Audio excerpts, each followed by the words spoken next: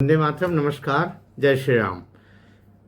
मुख्यमंत्री का यह विशेषाधिकार होता है कि वह अपने मंत्रिमंडल में किसे रखे किसे न रखे, लेकिन जब आपका केंद्रीय नेतृत्व बहुत प्रभावशाली हो और केंद्रीय नेतृत्व की पकड़ प्रदेश नेतृत्व पर भी घनीभूत होती हो, ऐसे में केंद्रीय नेतृत्व के इशारे पर, उनकी समझाइश पर, इशारा समझाइश दोनों के आधार पर ही मुख्यमंत्री अपनी कैबिनेट का तय करता है।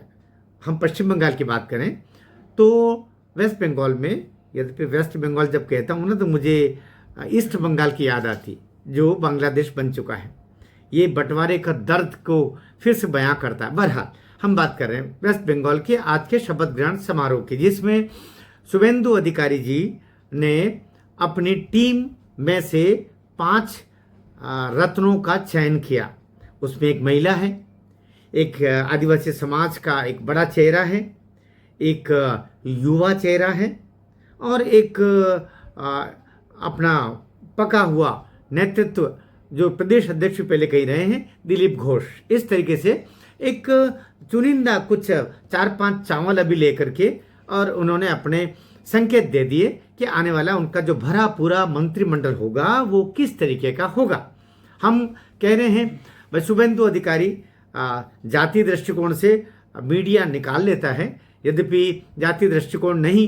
अब तक मैं एक बात कहूँगा कि ममता बनर्जी हो या पहले कांग्रेस हो, शायद लोगों को चुभे, मेरे व्यूअर्स को भी शायद चुभ सकता है, लेकिन ममता बनर्जी ने भी कभी जातीय दृष्टिकोण से अपने मंत्रिमंडल में लोगों को न रखा होगा या उसका प्रचार प्रसार वैसा नहीं हुआ।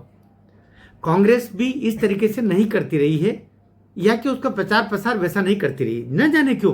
भारतीय जनता पार्टी की जब भी कई सरकारें बनती है तो मुख्यमंत्री किस जाति का, किस वर्ग का, वो सब हिंदू है। ये जो 207 चुन के आए हैं सभी के सभी हिंदू हैं, लेकिन उन हिंदुओं में फिर कौन किस जाति का, कौन किस जाति का, ये मीडिया निकालता है। और भारतीय जनता पार्टी भी शायद ऐसा नहीं चाहती होगी, लेकिन वो अंदर खाने से ऐसा समीकरण का साथी होगी। बहरहाल हम अलग बात करें, हम बात करें कि इस समय शुभेंदु अधिकारी एक ब्राह्मण चेहरा है और बहुत बड़ा सनातनी समाज का बड़ा ब्राह्मण चेहरा है, इसमें कोई दो मत नहीं। ये बात अलग है कि सामाजिक पृष्ठभूमि से लोग उनको ओबीसी भी बता देते हैं, लेकिन उन्होंने खुद अपने जो उनका घोषणा पत्र है उसमें उन्होंने ब्राह्मण लिखा है, तो ब्राह्मण समाज के हैं। और दिलीप घोष, आप जानते हैं घोष भी जो है उच्च वर्गीय समाज ही होता है, लेकिन वर्ग को हम नहीं गिन रहे हैं। ये संघ से निकले हुए बहुत तपे तपाए नेता हैं जिनकी अपनी पृष्ठभूमि है। संघ उनको भरोसेमंद मानता है और सभी को भरोसेमंद मानता है। जो भी भारत माता की सेवा करता है, जो भी सनातन की सेवा करता है, संघ तो सबके पीछे खड़ा हो जाता है। संघ का सीधा सिद्धांत, आप अच्छा काम कर रहे हो तो मान के चलिए संघ आपके पीछे खड़ा है।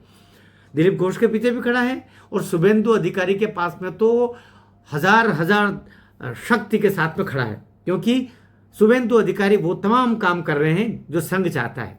सनातन और भारतवर्ष को परम वैभव पर ले जाने के लिए अपने कार्य करना, दोनों कार्यों हेतु, दोनों दृष्टिकोण से शुभेंदु अधिकारी प्रामाणिक स्वयंसेवक के रूप में काम कर रहे हैं। तो दिलीप घोष है शुभेंदु अधिकारी के एक बड़े पायेदार। एक है श्रीमती अग्निमित्रा पॉल नाम से लोगों को लगता है कुछ लोगों की वो क्रिश्चियन होगी, नहीं, वो भी हमारा ओबीसी समाज में जो गडरिया समाज होता है, पॉल वो लोग लगाते हैं। तो हमारी ये बहन भी हमारे ओबीसी समाज से आती है और बहुत तल्ख तरीके से इसने, चाहे वो जितने भी ममता बनर्जी के चेला चपाटियाँ थी, सांसद थी, अन्य नेता थी जो मक्का मदीना की बातें कर रही थी अपने गानों में, उस नेता की बात करें टीएमसी की, उन सबको जवाब देने का जो मोर्चा संभाल रखा था वो अग्निमित्रा पॉल ने संभाल रखा था।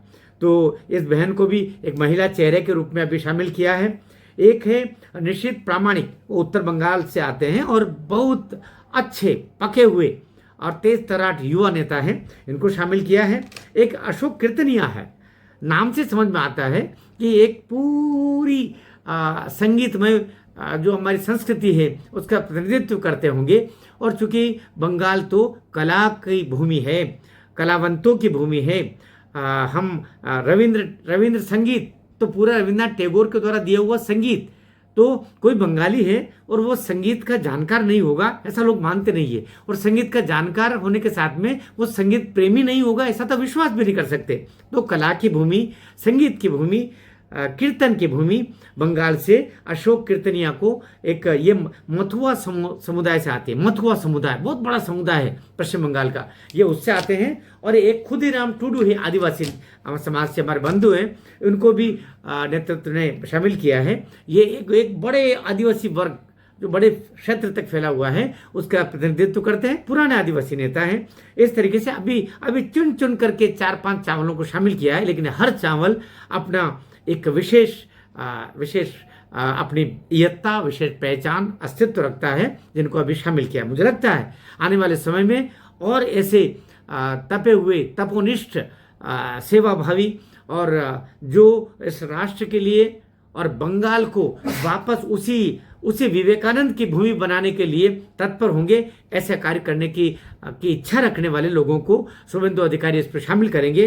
और पुनः गली गली में कीर्तन गूंजेगी, गली गली में रामकृष्ण परमहंस के जयकारे होंगे, गली गली और चौराहे चौराहे पर विवेकानंद, रामकृष्ण परमहंस, रविंद्रनाथ टैगोर, बंकिम चंद्र चट्टोपाध्याय और पूरी कलावंतों की भूमि ये वापस उसी रूप में स्थापित होगी, हम ऐसी कामना करते हैं। अभी तो उन्होंने अपने साथ 5 रत्न लिए हैं, लेकिन अभी 25 और चुने जाएंगे, वे सभी 25 मिलकर के और पश्चिम बंगाल को, पूर्वी बंगाल को वापस कैसे पश्चिम बंगाल में मिला लें और भारत को अखंड बना दें, इसकी कोई न कोई योजना बनाएंगे और पूरी देश की मुख्य धारा में लाने का कार्य करेंगे पश्चिम बंगाल को।